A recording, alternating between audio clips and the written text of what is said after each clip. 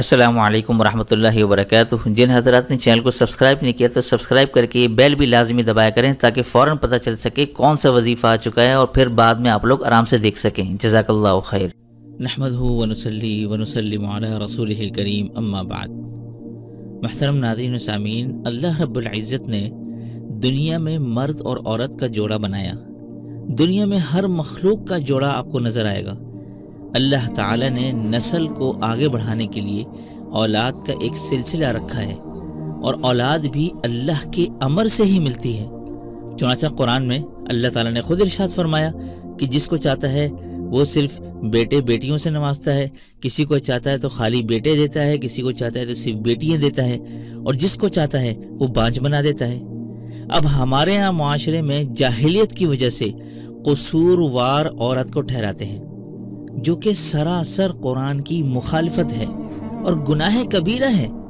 लेकिन अब एक वक्त में इंसान ये भी कहता है कि मुझे अल्लाह रब्बुल इज़्ज़त औलाद भी अता कर दे, और इसके हुसूल के लिए वो फिर अल्लाह के दर को छोड़कर ऐसी ऐसी जगहों पर भी चला जाता है जहां उसका अकीदा ख़राब हो जाता है। यहाँ तक कि मेरे इल्म में कुछ लोग ऐसे भी हैं जो औलाद के हुसूल में शिरकिया कामों में भी पड़ जाते हैं। अब तो मार्केट में ऐसे आमिल भी आ गए हैं जो औलाद के हुसूल का दावा करते हैं और फिर औरतें उनके झांसे में आकर, उनकी बातों में आकर उस आमिल बाबा की नाजेबा हरकतों के जाल में फंस जाती हैं।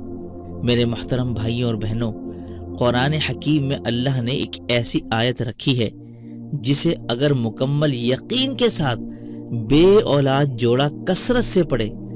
अक्सर ऐसे अफराद भी होते हैं कि जिनके साथ जिन्नाती असरात का भी मामला होता है। अब चूंकि हमारे घरों में दुआओं का एहतमाम नहीं होता, ना वॉशरूम जाने की दुआ आती है, ना निकलने की दुआ आती है, ना खाने की दुआ, ना घर में दाखिल होने और निकलने की दुआ, तो ऐसी हालत में शैतान हमारे घरों में दाखिल हो जाता है और इस तरह से जिन्नात हम पर हमला आवर होते हैं और औरत पर हमला ज्यादा जल्दी होता है।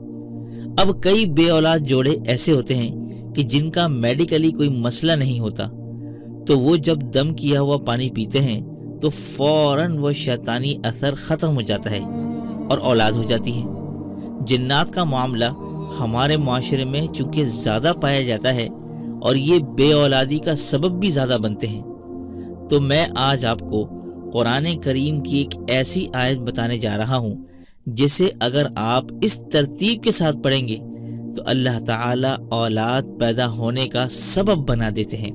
आपने सबसे पहले 2 रकात सलातुल हाजत पढ़नी है, दिन में रात में जब आपको मौका मिले, और हर सजदे में, चूंकि टोटल 4 सजदे होंगे, तो हर सजदे में 60 मरतबा ये आयत करीमा पढ़नी है। और ये दुआ वो है जिसे हजरत ज़करिया अलैहिस्सलाम ने पढ़ा था, तो अल्लाह ने औलाद से उनको नवाजा।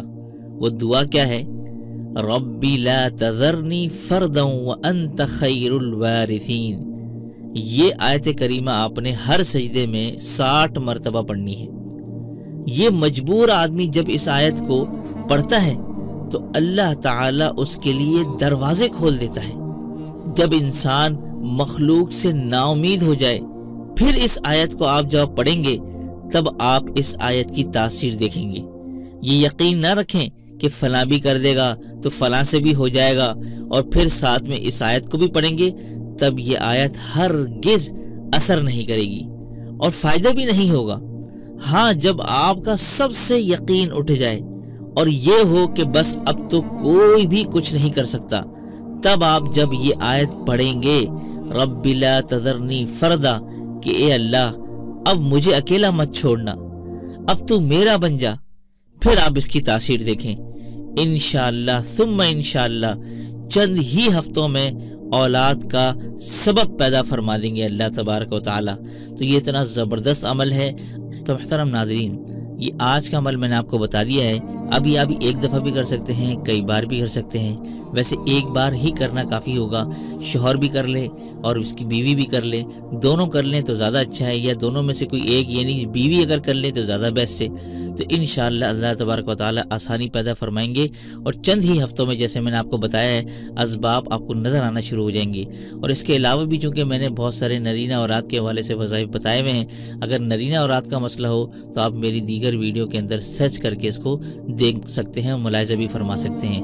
تو دیجئے اسی کے ساتھ مجھ فقیر اور کم ترین اور حقیر کو اجازت، تب تک اپنا اور اپنوں کا اور پڑوسی کے حقوق کا خاص خیال رکھیے گا۔ السلام علیکم ورحمۃ اللہ وبرکاتہ۔